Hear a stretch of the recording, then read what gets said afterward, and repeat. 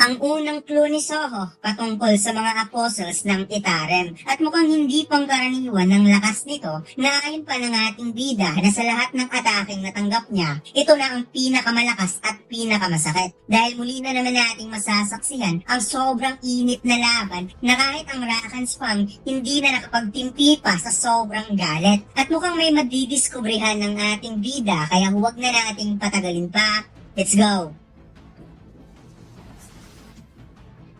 Nagsimula ang chapter na ito kung saan literal na tumama ang landing kick ni Soho sa mukha ng hunter na gustong pagsamantalahan ng babae. Kaya napatulala ang tatlong hunter na kasamahan nito sa sobrang gulat dahil hindi nila kalaing may intruder palang nagmamasid sa kanila.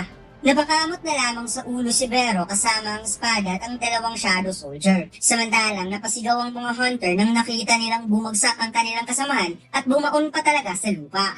Napansin ng ating bida na gumalaw lang ng pusa ang kanyang katawan at parang mali yung ginawa niya. Samantalang ang mga hunter hinanda na ang kanilang mga weapons at napatanong kung sino siya. Naisip ng ating bida na ang panghihimasok sa ibang guilds ay isang illegal, kaya napatanong siya kung ano ang gagawin niya. Subalit may biglang naisip si Soho. Gamit ang shadow extraction form change, nagulat si Vero sa kanyang nakita dahil ang astral body ng Black Shadow Razans na nasa tabi niya ay bigla itong lumipat sa ulo ni Soho at naging mask upang hindi makita ng mga hunter ang kanyang mukha. Sinabi ng ating bida na mukhang gumagawa kayo ng human trafficking, kaya binalik niya ang katanungan kung ano tong ginagawa ng mga hyena guilds bastards. Habang hinahanda ang sandata, napatugon ng hunter na hindi lang trespassing ang ginagawa nito sa kanilang teritoryo. At napawi ka, who the hell are you? Gusto mo na bang mamatay? Kaya kaagad niyang inutusan ng mga kasamahan niyang hunter para tapusin ang ating bida. Inatake si Soho gamit ang dagger at effortless lang itong iniwasan ng ating bida. Inisip niya na base sa na-research niya, ang average rank ng Hyena Guild member ay nasa D-rank Awakener, kaya hindi niya gagamitin ang kanyang buong lakas just in case. Pinakawalan ng ating bida ang kanyang average punch, subalit parang hangin lang ang hunter na tinamaan nito dahil tumalsik lang naman ito na sobrang lakas na parang tinamaan ng hindi pangkaraniwang suntok. Kaya napadilat ang mata ng dalawang hunter at makikitang nagkapunit-punit pa talaga ang damit ng hunter sa lakas ng suntok ni Soho. Nagsimula nang umatake ang ating bida kung kaya't lumipad dito upang magbitaw ng malupitang sipa kaya talsik ang ngipin ng hunter at bumaon sa mukha nito ang sapatos ni Soho. Samantalang napabilib naman si Vero sa Young Monarch dahil parang kailan lang wala nang kahirap-hirap na pinabagsak ni Soho ang mga D-rank Awakeners.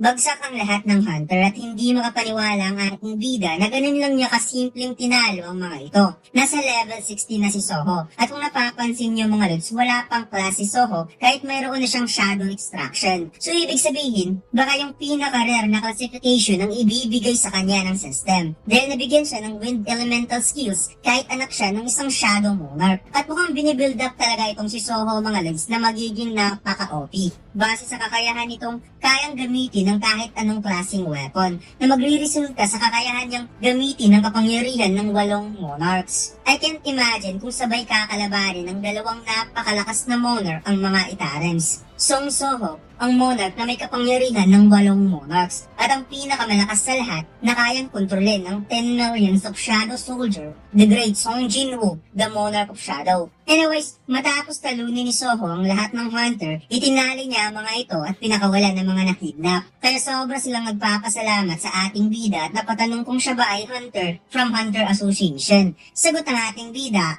parang ganun na nga. Kaya siya na lamang ang bahalang mag-aasikasa dito at pwede na silang tumakas sa ligtas na lugar. Nakaalis na ang mga nakidnap at napakamot si Soho sa ulo dahil hindi pa rin niya alam kung bakit nangingidnap ang Hyena Guild. At biglang tinawag si Soho ng espada na parang nagmamadali ito dahil nakaramdam daw siya na nasa malapit lang dito. Kaya napatanong ang ating bida kung ano ang kanyang nararamdaman. Sinabi ng espada na ang rason talaga kung bakit sinabi niya na pupunta sila dito dahil sa bagay na nasa loob ng bodega na yan.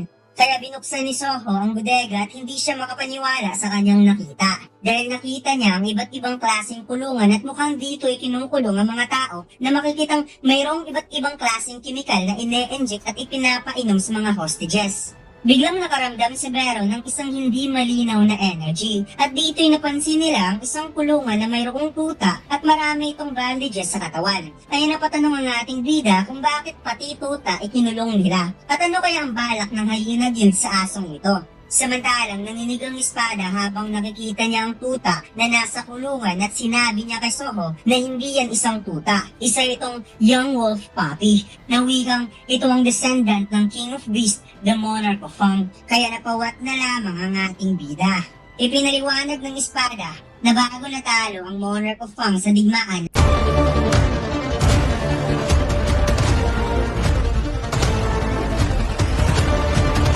Subukan niyo maglaro ng Run Online Studio 4 Episode 7. Ang download link ay nasa ibaba. Maraming salamat, mga Lods.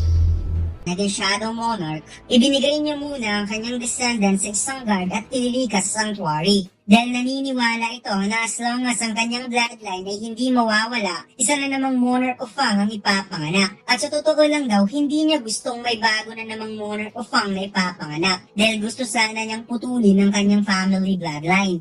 At kung naaalala natin mga Lods, nung nalaman ng King of Beasts na naging 100% Shadow Monarch si Jinwoo dahil sa Blackheart, kaagad siyang tumakas at pumunta sa Sanctuary. At ngayon nalaman natin ito pala yung ginawa niya bago siya pinaglaruan ni Jinwoo ng 5 slashes to survive.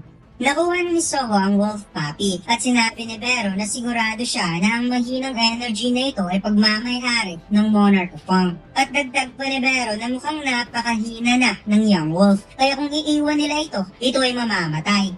May biglang dumating kaya napadilat ang mata ng ating bida. At sinabi nito na nakita daw niyang na-knockout ang mga hunter sa labas kaya inisip niya na may kakaunting tao na sumalakay. Subalit mukhang iisang tao lang pala ang nandito. Kagad ginamit ni Soho ang Shadow Mask upang hindi makita ang kanyang muka dahil hindi niya akalaing may natitira pa palang hunter. Subalit siya ay nagulat dahil isa pala itong monster. Sinabi nito na wala talagang kwenta ang mga hyena guild at tama lang talaga ang hinala niya na hindi mapagkakatiwalaan ng mga tao. Nakilala siya ng espada at hindi ito makapaniwala na buhay pa pala si Brocky. Bagay na ikinagulat naman ni Soho na magkakakilala pala ang dalawa. Paliwanag ng espada na ito ang guard na binanggit niya kanina na pinagkakatiwalaan ng Monarch of Fang na alagaan ng descendant. Nakilala din siya ni Brocky at kinumusta siya nito na wikang hindi siya makapaniwalang buhay rin pala itong si Rakan's Fang. Galit na sinabi ng espada na mukhang nakalimutan na ni Brocky na inutusan nito ng King of Beasts na bantayan at alagaan ng descendant. Ngunit ano ang ginawa nito? Bakit umabot sa ganitong state ang kanilang descendant?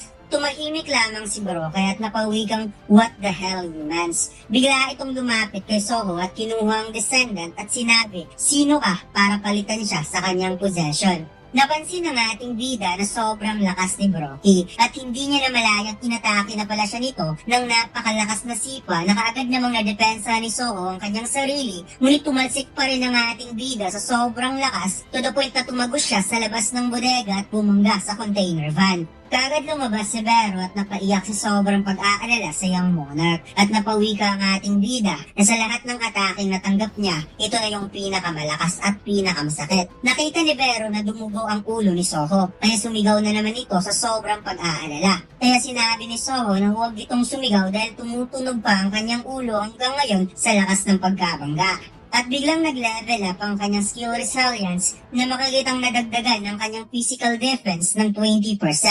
Paliwanag ni Vero kay Soho na nung dumating daw sila dito, nakaramdam siya ng hindi malinaw na energy na naiwan sa lugar na ito. At ngayon nalaman niya na ito ay energy ng isang Itarin. Nararamdaman daw niya ang energy ng Itarin kay Brocky. Samantalang nanginginig na sa sobrang galit si Rakan's Fang na makikitang nag-electrify ang espada at sinabi na kung alam ba ni Brocky ang ginagawa niya sa Monarch's descendant. Tugon ni Brocky, ano sa tingin ng Rakan's Fang ang kanyang ginagawa? Na siya ay nawalan ng sanctuary at ngayon nagawa pa rin niyang ma-maintain ang amount ng kanyang kapangyarihan. Kung saan na-realize ng espada na mayroong ginagawang masama si Brocky sa Monarch's descendant. Paliwanag ni Brocky, as a survival of the fittest state, ang mga malalakas ang dapat makakasurvive at ang mga mahihina ay nakadepende ang kanilang survival sa mga malalakas. At dagdag pa niya na meron din silang batas na sinusunod na ang mga mahihina ay dapat magiging nutrisyon ng mga malalakas. Although mahina ang descendant na ito,